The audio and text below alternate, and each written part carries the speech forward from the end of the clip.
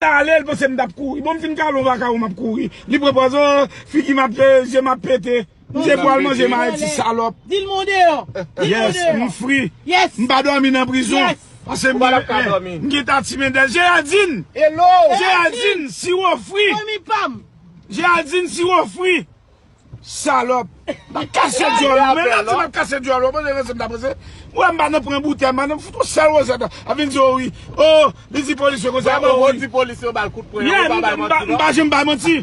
Les dix policiers, yes. I slap that nigga. Yes. Les dix policiers, ça. Les policiers m'ont dit, je ne sais pas qu'est-ce qui t'a pris quoi d'eux. Do you hit him? Yes, I do. Yes, I do because I don't know why. I don't know his intention. Yeah. What walking to me? Who pull up machine? What been pour nous essayer de brûler. Mal dans prison, m'a blagué. I hit this motherfucker so hard. Vous comprenez le fait? Il met tête à terre, qu'on a la dit, oh, you hit me. I say, yes, you want me to hit you again? I will hit you a second time, motherfucker. You talking about my child? You going to kill my child in Haiti? They say, oh no, that's not me, that's you, bitch. Oui, laisse-moi vidéo, elle me dit non, comme. I don't punch you. I just told my hand, I said, you say you was gonna hit me. I don't know what you got. Don't give me hit. You know, that's what I do. I don't punch you. I'm honest. Ain't nobody tell me. I tell you. I don't punch you. It's not like I hit him. I tell you, let him know, he do him like that. I do like that. And he slaps him back like this. I don't punch you. I don't know his intention. You understand? I feel a lot of out for my kids. What do you say? I don't punch you. I'm not lying. I don't punch you. You try to make big scenario because all these people here. Jin. The guy was here. I swear. Huh? I don't hate him. If I was him, I would tell you, yes, I did. I'm a big man.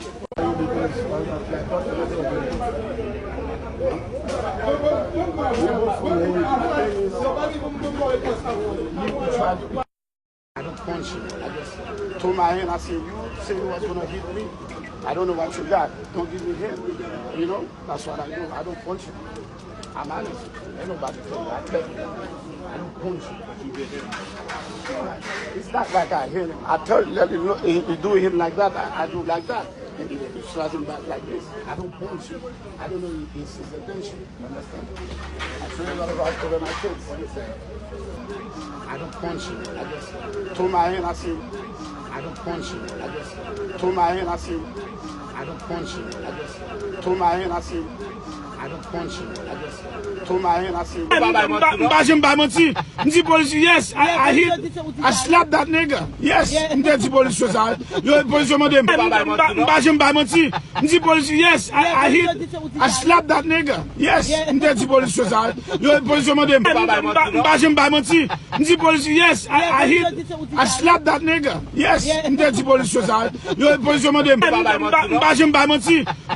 yes, I slap that nigga. Yes, the police ça. Le policier m'a dit, I don't punch you. I just told my hand, I said, you say you was gonna hit me. I don't know what you got. Don't give me hit. You know?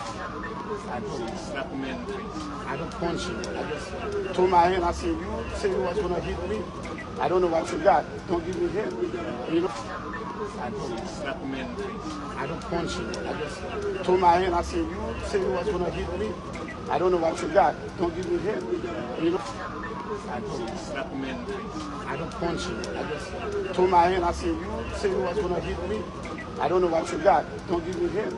You know? The police, yes, I slap that nigga. Yes, the police ça. The police, yes, I slap that nigga. Yes, the police ça. I don't punch you.